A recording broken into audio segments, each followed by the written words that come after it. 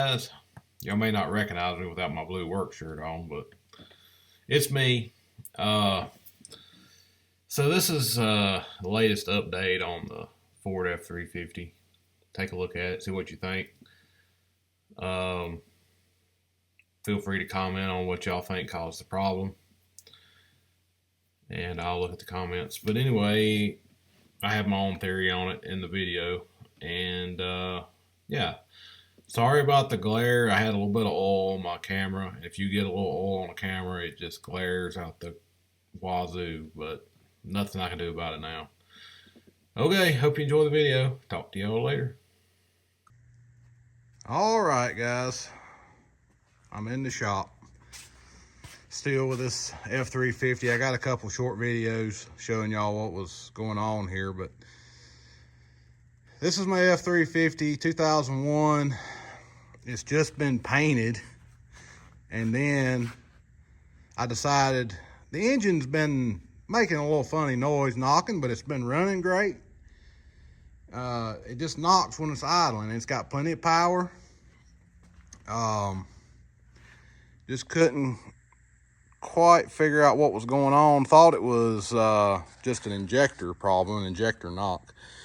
Well, turns out that it probably was an injector problem. Got the block laying over here now. If you look at the shorts, you see it on the engine stand. But cylinder number 3 had a major issue.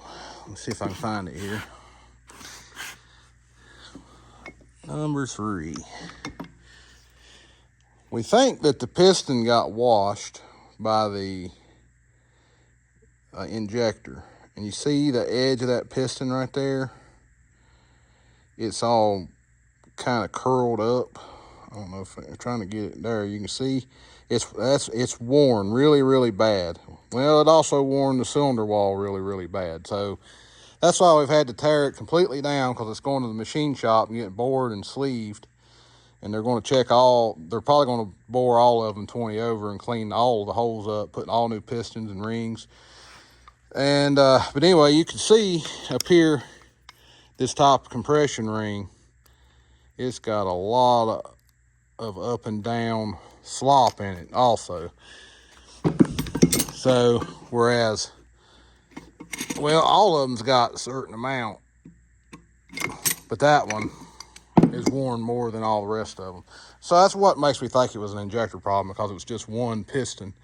I was afraid that the engine had been completely dusted, which it's not good.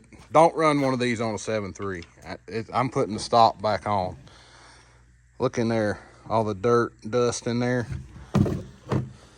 I was trying to put the stock one back on several years ago, and I never could find the thing. Well, I finally found it. It's up there on top of one of them shelves. We moved shops since I put that on there.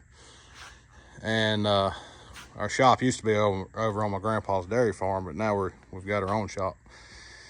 Anyway, I tell you what, that thing was tight coming out of there.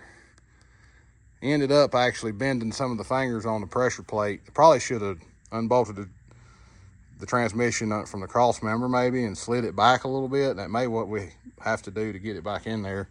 The problem is the oil pan's so deep, and it's behind that, it has to come way up before it will come out. You're supposed to take the cab off, but I read online that you could do it without pulling the cab, so I didn't pull the cab. Anyway, the heads are going to the machine shop. The block's going to the machine shop. There's not anything wrong with the heads, well, except for I found this little issue.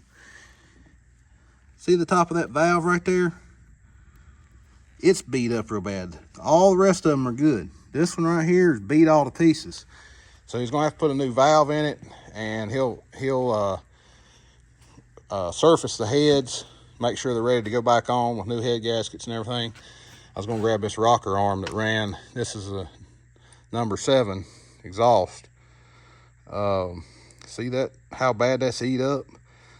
We'll have to replace that rocker arm. This one is the intake. See, it looks fine. So I don't know what caused that. I don't know. Here's the lifter. We had to pull the lifters and the camshaft and everything out, of course. And I'm thinking about going ahead, replacing this lifter. I feel like there's no adjustment on the valve lash. It's just a hydraulic lifter, so the lifter is the only thing I can think of that may have caused the problem. Everything else looked okay. These injectors are new remans. I just put them in 5,000 miles ago. That's when I started noticing the knock immediately. So I feel like what happened was when I started, this is number 3 right here. When I started, when I put the new injectors in, it went from washing the cylinder to back to spraying a fuel pattern like it should, and the cylinder started running again, or trying to run, and then it started knocking, which, you know, when it started trying to run, it was making the noise, and then I run at about 5,000 miles like that, and I said, I'm tired of this knocking stuff. I want to figure out what's going on. So that's kind of how I ended up. I just thought it was a bad, a reman injector. I just thought the injector was bad, causing it to knock.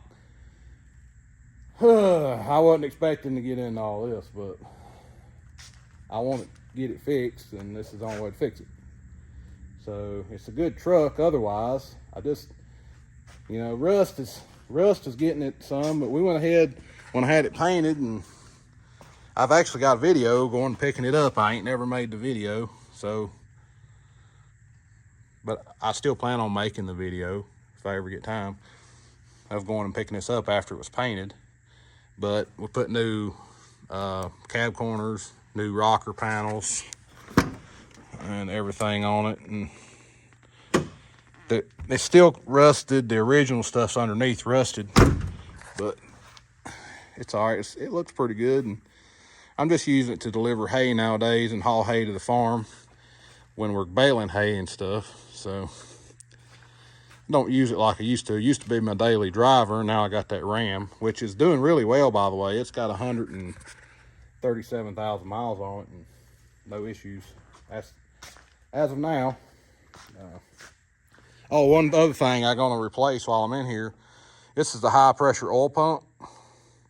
I'm going to go ahead and replace it because anytime I pull a heel, I was getting a service engine light, and if you hooked a scan tool to it, it was saying it was low oil pressure on the injectors. So, and I don't think that's what caused that one injector to mess up, because they're all getting low oil pressure, or I don't think that's what caused the cylinder problem.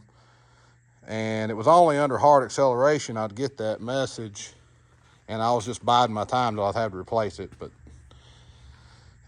you would think if it was caused by that, then they would all have a problem, not just one cylinder, because it feeds all the injectors. So anyway, hope y'all enjoyed this little video on my project here, and sorry about the glare and stuff. My camera may have some oil on it from all the work and grabbing it and touching it here in the shop. Anyway, I'll talk to y'all later. See you on the next one.